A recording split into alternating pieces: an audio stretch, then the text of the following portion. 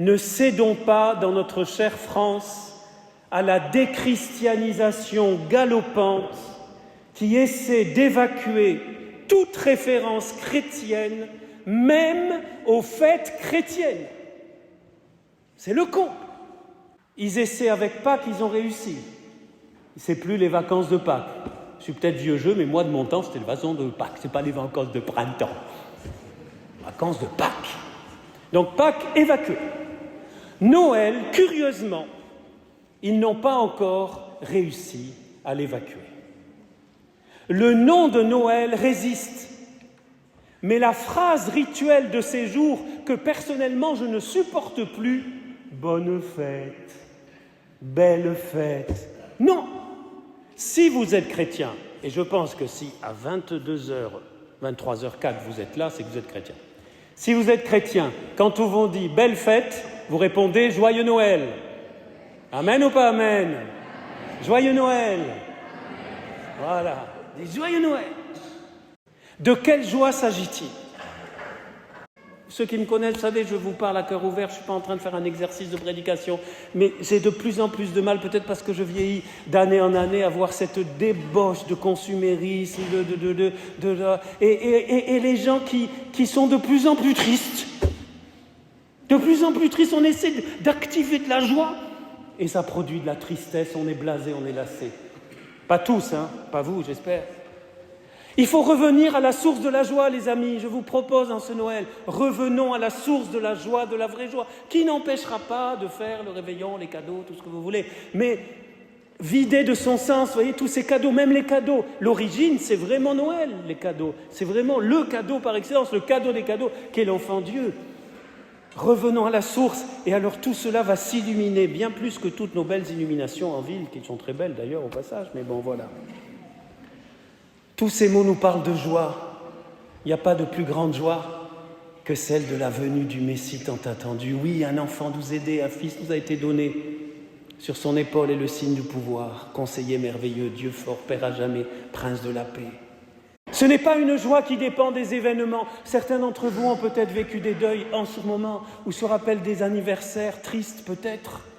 Mais même là, vous pouvez expérimenter la joie, parce que c'est justement la joie de Jésus, l'Emmanuel, qui est avec nous, quoi qu'il arrive. Et celui qui vient, c'est celui qui va écraser Satan, qui, 33 ans après, va écrabouiller le mal, qui va vaincre le mal, qui va nous libérer de la mort éternelle, celui que nous accueillons. Et c'est pour cela que saint François d'Assise a voulu vivre la crèche, parce que saint François d'Assise avait une prédilection pour Noël. Vous savez pourquoi? Parce qu'il disait, s'il n'y a pas Noël, il n'y a pas Pâques.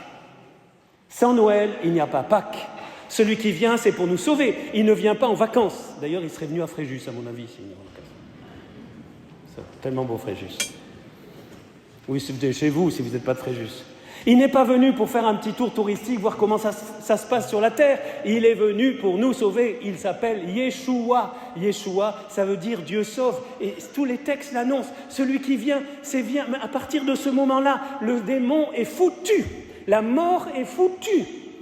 Il n'y a plus. Il est là, c'est fini parce que Marie a dit oui. Eh bien, nous sommes sauvés. Il est là, il est l'Emmanuel, c'est son second prénom sur sa carte d'identité, son passeport, c'est Jésus Emmanuel, Dieu avec nous. Dernière phrase de Jésus en Matthieu, chapitre 28, verset 20, je crois, vous irez vérifier. Et moi, je suis avec vous tous les jours jusqu'à la fin du monde. Il est là avec nous, le Sauveur est là. Et toute la question, pour vous, pour moi, tous autant que nous sommes, toute la question, c'est d'ouvrir les yeux du cœur et de le découvrir, de le rencontrer. Il ne s'agit pas...